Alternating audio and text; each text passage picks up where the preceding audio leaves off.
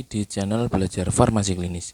Di video kali ini kita akan belajar tentang penyelenggaraan perizinan tenaga medis dan tenaga kesehatan pasca terbitnya Undang-Undang Nomor 17 Tahun 2023. Undang-Undang Nomor 17 Tahun 2023 ini adalah undang-undang tentang kesehatan ya. Jadi di tahun 2023 ini sudah terbit Undang-Undang tentang kesehatan, di mana untuk perizinannya juga diatur di pasal nomor 263 ya.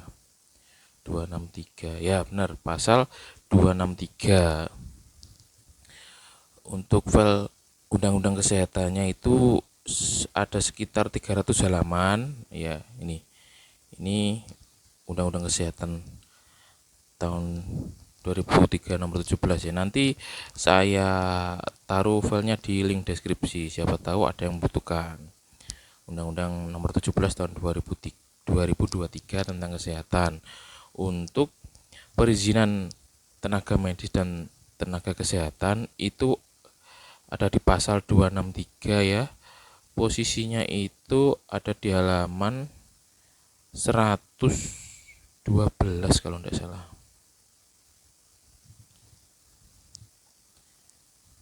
Jadi totalnya itu ada 300 halaman. Kita coba cari yang 112, ini 261. Benar ini.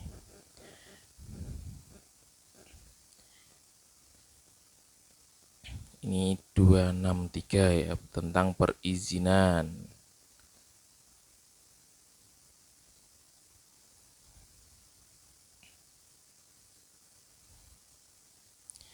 Jadi di pasal 263 ini jenis tenaga medis dan tenaga kesehatan tertentu dalam menjalankan praktik profesinya wajib memiliki izin. Izin sebagaimana dimaksud adalah SIP. SIP sebagaimana dimaksud diterbitkan oleh pemerintah daerah, kabupaten atau kota tempat tenaga medis atau tenaga kesehatan menjalankan prakteknya. Dalam kondisi tertentu, Menteri dapat menerbitkan SIP.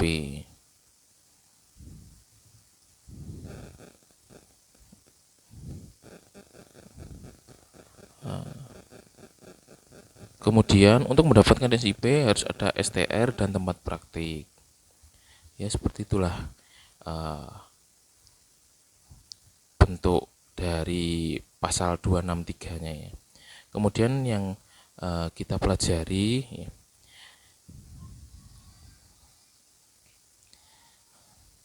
lebih detailnya penjabaran dari pasal 263 tadi ya,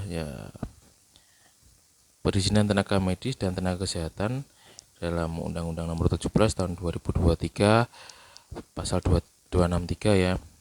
Tenaga medis dan tenaga kesehatan wajib memiliki izin dalam bentuk SIP.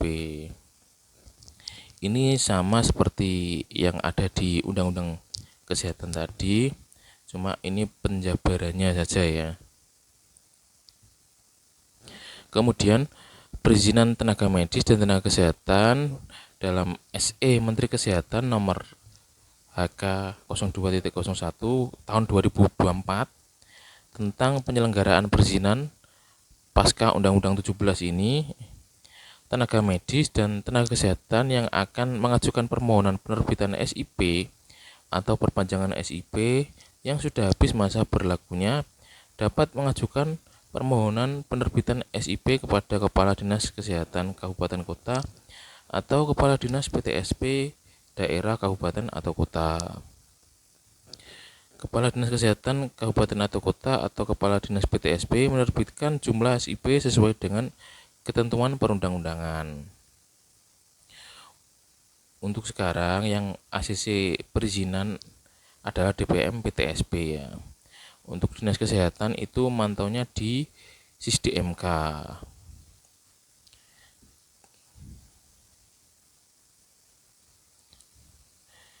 Kemudian kita pelajari lagi jenis permohonan perizinan tenaga medis dan tenaga kesehatan. Yang pertama, permohonan penerbitan SIP yang pertama kali dengan STR yang sudah terbit dan masih berlaku sebelum Undang-Undang Nomor 17 Tahun 2023 tentang kesehatan diundangkan. Untuk persyaratannya adalah STR, surat keterangan tempat praktik. Untuk masa berlaku SIP sama dengan masa berlaku STR. Kemudian yang kedua, permohonan penerbitan SIP untuk pertama kali dengan STR yang berlaku seumur hidup bagi tenaga medis dan tenaga kesehatan yang telah lulus kurang dari 5 tahun sebelum Undang-Undang 17 tahun 2023 tentang kesehatan diundangkan. Jadi 5 tahun sebelum undang-undang ini disahkan, SIP itu berlaku selama 5 tahun. Nantinya STR ini kan tidak ada masa aktifnya ya, atau masa aktifnya itu sama dengan seumur hidup. Jadi setelah ada undang-undang ini, kan banyak teman-teman yang sudah perpanjang STR-nya sampai seumur hidup ya.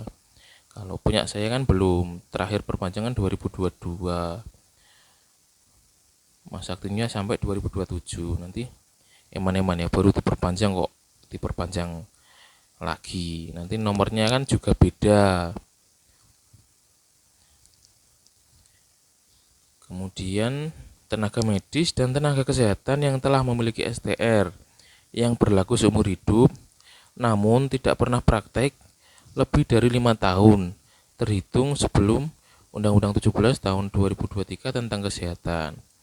Jadi ini permohonan penerbitan SIP khusus yang punya STR sudah seumur hidup ya, tapi tidak pernah praktek lebih dari 5 tahun.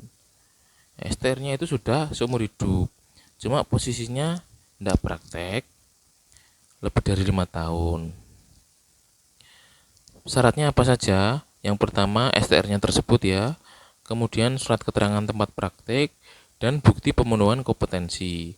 Untuk bukti pemenuhan kompetensi ini diperoleh setelah mengikuti pemenuhan kompetensi yang diselenggarakan oleh Kemenkes atau berkoordinasi dengan kolegium dan atau penyelenggaraan pendidikan. Jadi harus punya Serkom ya.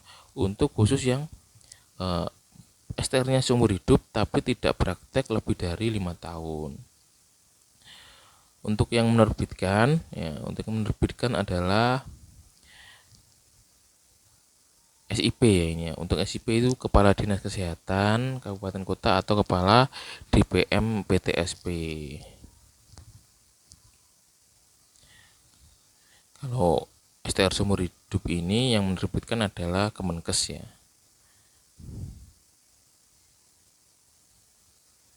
Jadi masih banyak ya jenis permohonan SIP ini sudah dijabarkan. Yang punya STR seumur hidup tapi tidak pernah praktek selama 5 tahun itu syaratnya apa saja.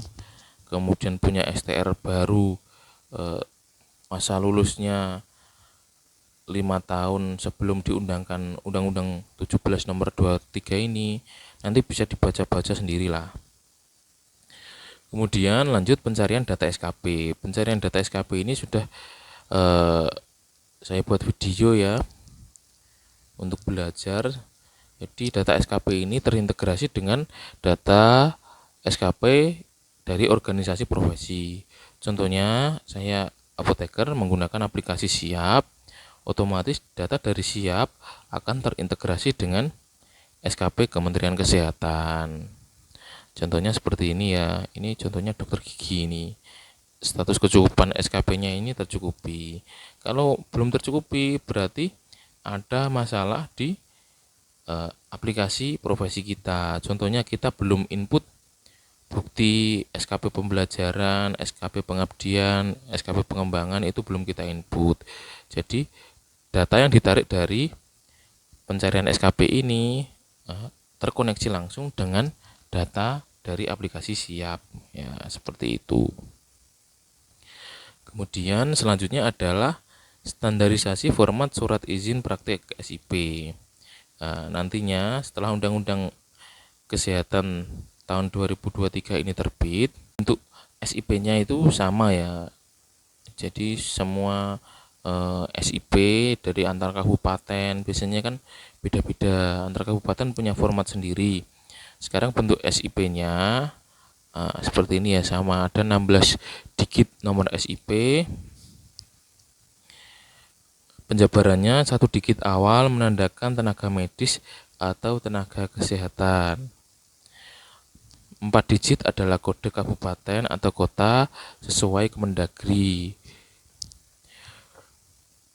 2 digit tahun SIP diterbitkan, 2 digit lagi bulan SIP, dan 7 digit sequence number reset setiap bulan. Ini nomornya, ini ya penjabarannya ya. Kabupaten kota, tahun SIP terbit, bulan SIP terbit, dan sequence number. Ini untuk tenaga medis ya. Tenaga kesehatan pun sama. Nah, ini contohnya form surat izin praktek atau SIP ya. Jadi di SIP itu kan sebelum ada Undang-Undang Kesehatan tahun 2023 ini, SIP kan wajib ada jam prakteknya. Sekarang sepertinya sudah tidak ada ya.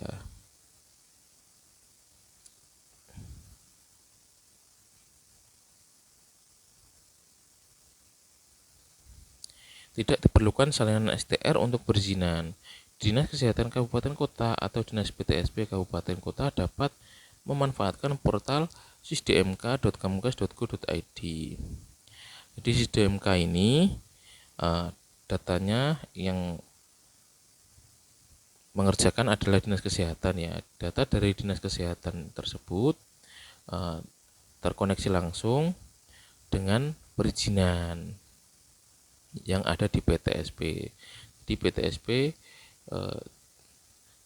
datanya otomatis, misal STR nama ini, kita klik datanya, kan datanya sekarang itu pakai NIK. Jadi setelah NIK itu diklik, keluar nanti data-datanya ya.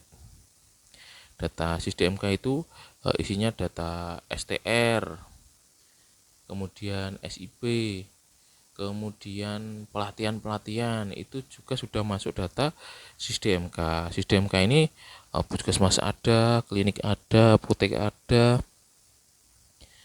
perawat praktek mandiri juga sudah ada ya, sisdmk-nya sendiri. Alur proses input dan perbaikan data tenaga medis atau tenaga kesehatan di sisdmk. Untuk sisdmk ini kita itu dibuatkan akun oleh Dinas Kesehatan. Dari Dinas Kesehatan kita input data-data tenaga kesehatan kita, masukkan semuanya, kemudian akan diverifikasi lagi oleh Dinas Kesehatan. Seperti itu. Terima kasih. Ini sudah selesai. Nah, ini contoh login sisdmk. Sisdmk ini sudah saya buatkan videonya kok ini. Ya, ini nanti juga filenya saya taruh di link deskripsi. Siapa tahu ada teman-teman yang membutuhkan. Baik, selesai sudah belajar kita kali ini. Kita ketemu di video berikutnya. Salam belajar farmasi klinis. Semangat belajar.